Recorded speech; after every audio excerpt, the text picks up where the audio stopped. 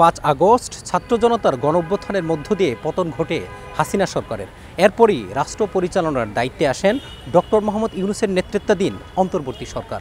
দায়িত্ব নেওয়ার কিছুদিন পর থেকেই প্রশ্ন আসে, কতদিন থাকবেন এই সরকার, কবে হবে সাধারণ নির্বাচন? কি ভাবছেন শিক্ষক, শিক্ষার্থী এবং সাধারণ মানুষ?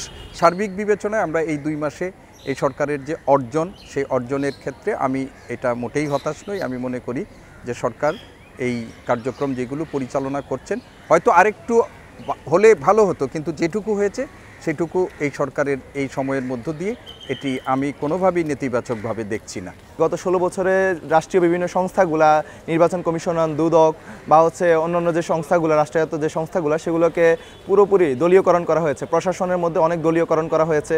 তো এগুলোকে একটা নিউট্রাল পজিশনে নিয়ে আসা পর্যন্ত এবং জুলাইয়ের যে ম্যাসাকার হয়েছে সেগুলোকে একটা সংস্কার নিয়ে আসার জন্য যতদিন পর্যন্ত এটা থাকা প্রয়োজন ততদিন পর্যন্ত থাকা উচিত। 5 আগস্টের পর যখন অস্থিতিশীল পরিস্থিতি বিরাজ করতেছিল, ঠিক সেই সময়টা একটা দেশের হাল ধরার জন্য বা সে দেশটাকে পুনর্গঠন করার জন্য একটা অবশ্যই স্টেবল সরকারের প্রয়োজন ছিল।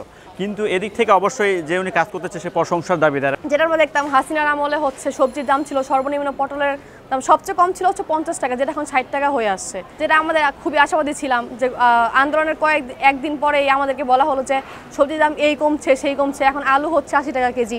যদি আমাদের দেশের দলগুলির কথা চিন্তা করি, আমাদের দেশে আমরা কারোর উপর বিশ্বাস করব এরকম দল আমরা এখনও দেখতে পাচ্ছি না, যে কারণে আমরা বলতে পারছি না উনি কতদিন থাকবে। কিন্তু আমার উচিত, যেহেতু দেশে এত এত মায়েরা তাদের সন্তানদেরকে হারালো, অনেক বাচ্চা আছে তাদের বাবাকে হারিয়েছে, তো এদের মুখের দিকে চেয়েও এই যে এত এত আন্দোলন হলো, এত এত ছেলে মেয়ে মারা গেল, এটার তো হচ্ছে তার একটা মানে কি বলবো, এটাকে গুরুত্ব দেওয়া উচিত। তাদের কথা ভেবেও তো দেশটাকে ঠিক করা উচিত, সংস্কার করা উচিত। আমি জানি না এটা কেন উনি করছেন না, আমি ওনাকে দেখতেও পাচ্ছি না উনি কী করছেন না করছেন। দেশের এই ক্রান্তি লগ্নে যেখানে আমাদের অর্থনৈতিক অবস্থা খুবই খারাপ, এই স্বৈরাচার হাসিনা এবং তার দোসররা দেশের সম্পদ সব নিয়ে পালাই গেছে। তো এই অবস্থা থেকে তিনি অন্তর্বর্তীকালীন সরকার হিসেবে দায়িত্ব নিয়েছেন, তাকে আমাদের কিছুটা সময় দেওয়া উচিত। এখন পর্যন্ত আমি কিছু জায়গায় সন্তুষ্ট, কিছু জায়গায় অসন্তুষ্ট। পরবর্তীকালীন সরকার আমাদের ছাত্র জনতার ম্যান্ডেটের উপর কাজ করছে। তো এই যে পতনশীল একটা হচ্ছে রাষ্ট্র ব্যবস্থা, এটাকে নতুন করে নতুন আঙ্গিকে গড়ে তোলার জন্য এবং নতুন রাজনৈতিক বন্দোবস্ত প্রণয়নের জন্য একটু ভালো সময় দরকার, অন্তত 3 থেকে 4 বছর সময় দরকার বলে আমরা মনে করি। দেশ তো মোটামুটি ভালো চলতেছে, আপনার আরও কিছুদিন থাকা দরকার। দেশ তো এইভাবে আর মানে এত তাড়াতাড়ি দেশ কন্ট্রোল আনা যাবে না, আরও চাই কিছুদিন থেকে দেশটা কন্ট্রোল আনা। ওনার কিছু গ্যাপ আছে, গ্যাপগুলো যদি আমরা, যেমন পুলিশ প্রশাসন এরা ঠিক মতন কাজ করতেছে না, রাস্তায় অনেক জ্যামজট, আমাদের চলাফেরা করতে অনেক কষ্ট হচ্ছে। আর উনি যদি তত্ত্বাবধায়ক সরকার, উনি 3 মাসের ভিতরে নির্বাচন দিয়ে যে কোনো একটা স্থায়ী সরকারের কাছে বুঝাই দেওয়া আমি মনে করি বেটার।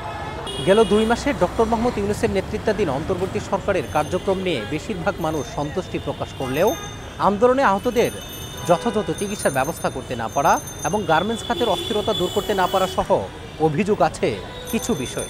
একটি নির্দিষ্ট সময় পর একটু অবাধ ও সুষ্ঠু নির্বাচনের মাধ্যমে জনপ্রতিনিধিদের হাতে ক্ষমতা হস্তান্তর করবে, এমনটি প্রত্যাশা সবার। মাজহারুল ইসলাম, নিউজ 24, ঢাকা।